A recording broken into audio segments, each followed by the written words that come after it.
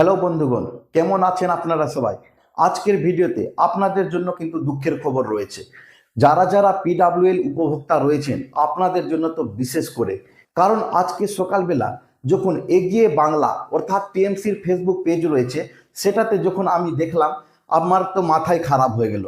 সেখানে আমি দেখতে পেলাম যে পিডাব্লিউএল উপভোক্তাদের 16 লক্ষ বাড়ির টাকা, 16 লক্ষ মানুষের টাকা, সেটা কিন্তু আপনাদের ডিসেম্বর মাসে না দিয়ে জানুয়ারি মাসে টাকা দেওয়ার কথা বলছে।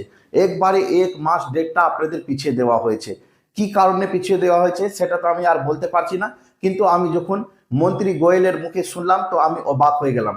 কি বলছে মন্ত্রী গোয়েল দেখে নিব আমরা একটা ছোট্ট ক্লিপে। মাননীয় মুখ্যমন্ত্রী বাংলার বাড়ি দেবার কথা বলেছেন। ইতিমধ্যেই 12 লক্ষ বাংলার বাড়ি দেওয়া হয়েছে এবং আরো 16,36,522টি বাংলার বাড়ি এটি যারা পাবার যোগ্য তাদের হাতে তুলে দেওয়া হবে। জানুয়ারি মাসের মাঝামাঝির মধ্যেই সব বিষয়টি কমপ্লিট হয়ে যাবে।